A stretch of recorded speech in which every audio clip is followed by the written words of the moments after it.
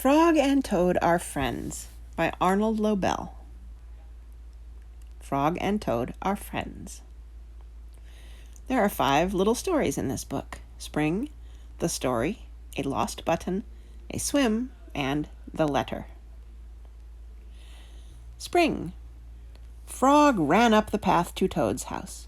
He knocked on the front door. There was no answer. "Toad, Toad," shouted Frog, "wake up! It is spring!" "Blah," said a voice from inside the house.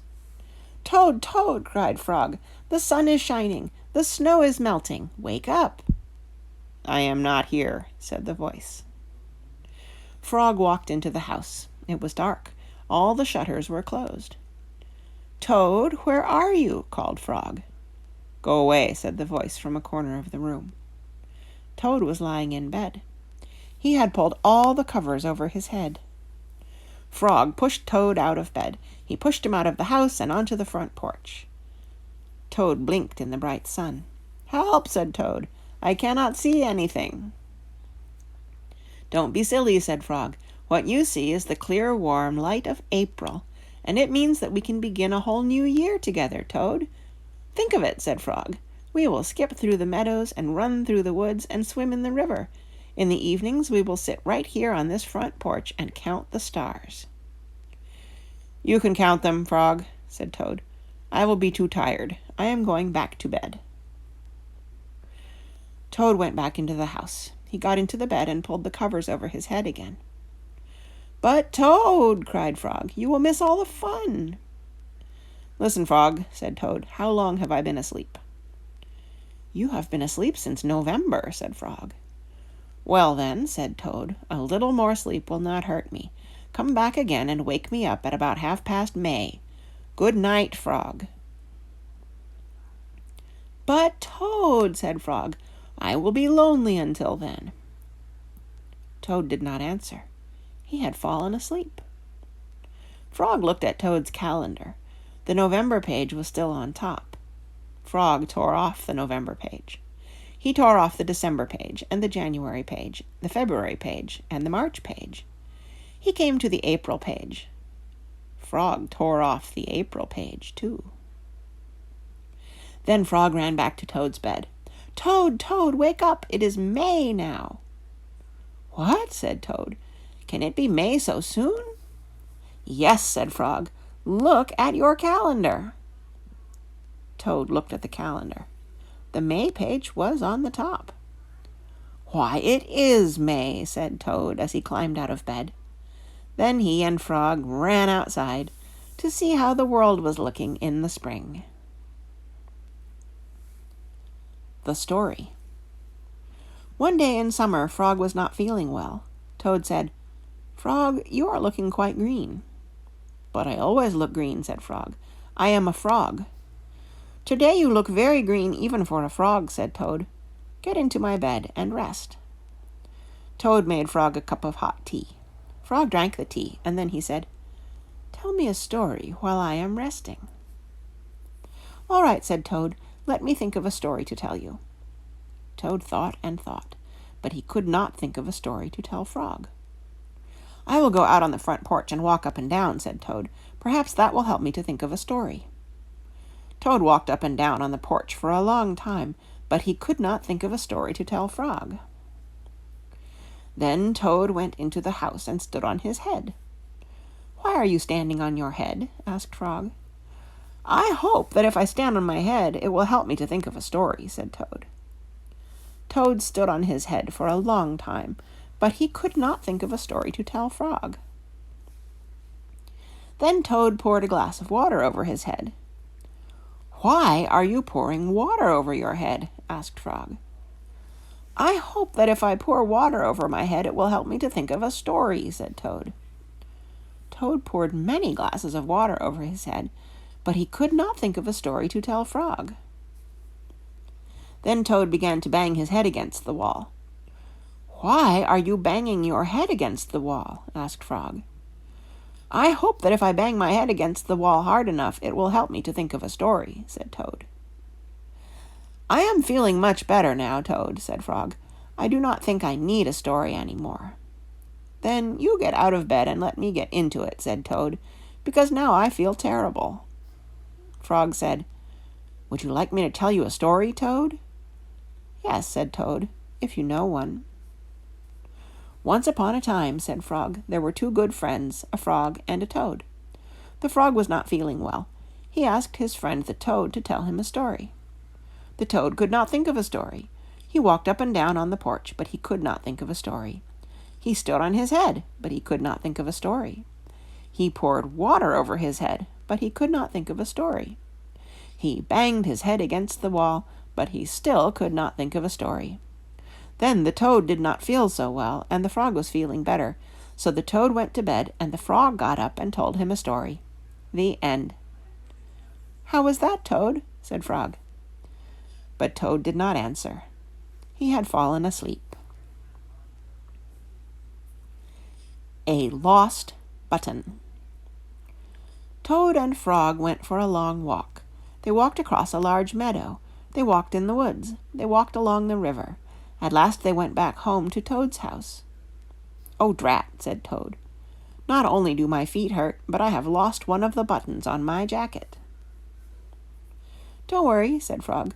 "We will go back to all the places where we walked. We will soon find your button." They walked back to the large meadow.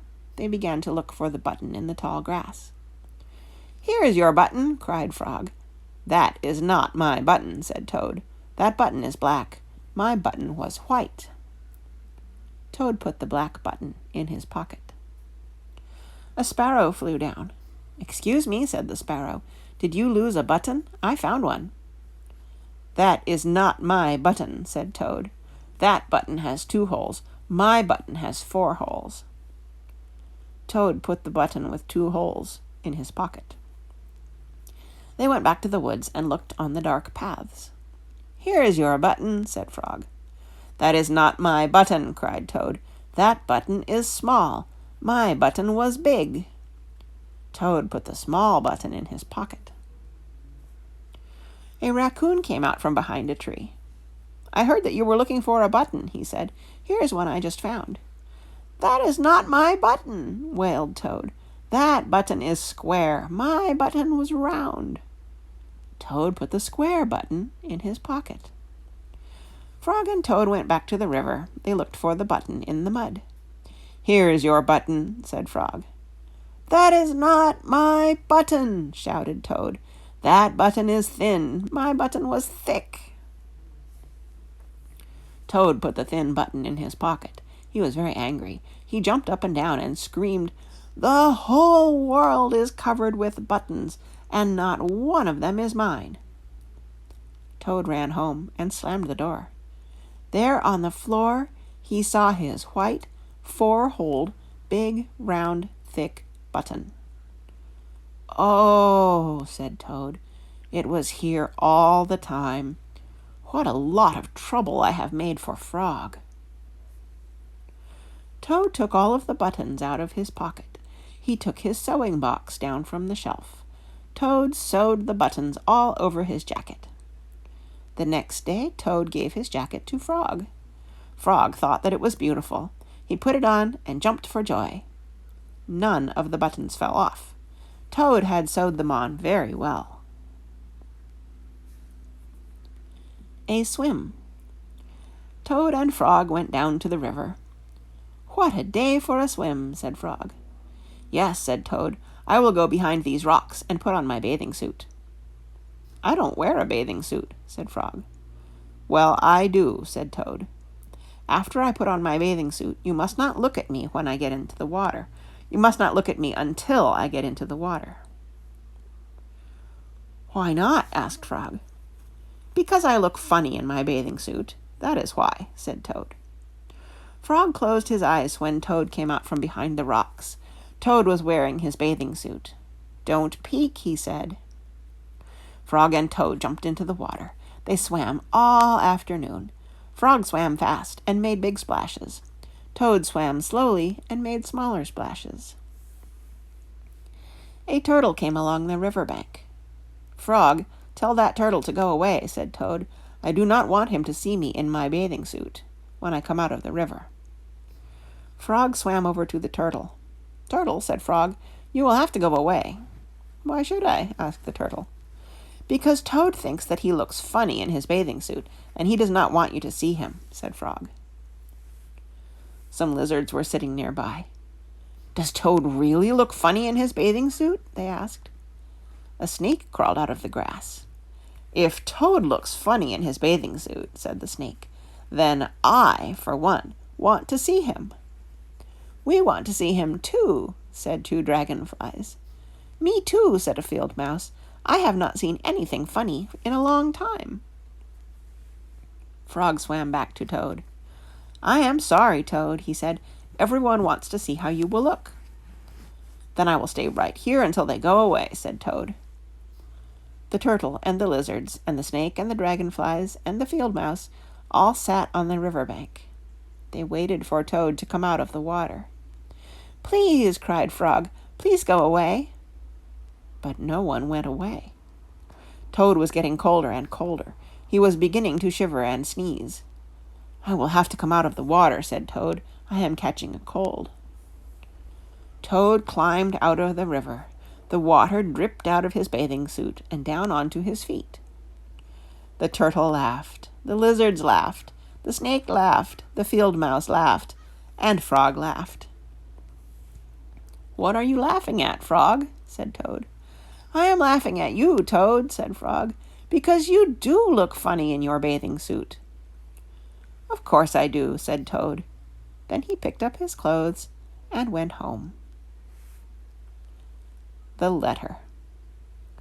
Toad was sitting on his front porch. Frog came along and said, "What is the matter, Toad? You are looking sad."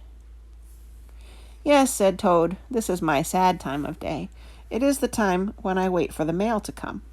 It always makes me very unhappy." "Why is that?" asked Frog. "Because I never get any mail," said Toad. "Not ever?" asked Frog. "No, never," said Toad. "No one has ever sent me a letter. Every day my mailbox is empty. That is why waiting for the mail is a sad time for me." Frog and Toad sat on the porch, feeling sad together. Then Frog said, "I have to go home now, Toad. There is something that I must do." Frog hurried home. He found a pencil and a piece of paper. He wrote on the paper. He put the paper in an envelope. On the envelope he wrote, "A letter for Toad." Frog ran out of his house. He saw a snail that he knew. "Snail," said Frog, "please take this letter to Toad's house and put it in his mailbox." "Sure," said the snail, "right away." Then Frog ran back to Toad's house. Toad was in bed taking a nap. "Toad," said Frog, "I think you should get up and wait for the mail some more." "No," said Toad.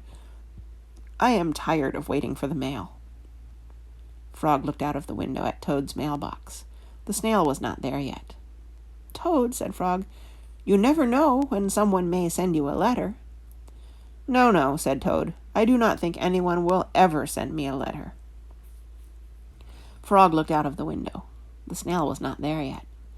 "But, Toad," said Frog, "someone may send you a letter today." "Don't be silly," said Toad. "No one has ever sent me a letter before, and no one will send me a letter today." Frog looked out of the window. The snail was still not there. "Frog, why do you keep looking out of that window?" asked Toad. "Because now I am waiting for the mail," said Frog. "But there will not be any," said Toad. "Oh, yes, there will," said Frog, "because I have sent you a letter." "You have?" said Toad. "What did you write in the letter?" Frog said, "I wrote, 'Dear Toad, I am glad that you are my best friend. Your best friend, Frog.'" "Oh," said Toad, "that makes a very good letter." Then Frog and Toad went out onto the front porch to wait for the mail. They sat there, feeling happy together. Frog and Toad waited a long time. 4 days later, the snail got to Toad's house and gave him the letter from Frog. Toad was very pleased to have it. And that's the end of Frog and Toad Are Friends, read by Kara Schallenberg.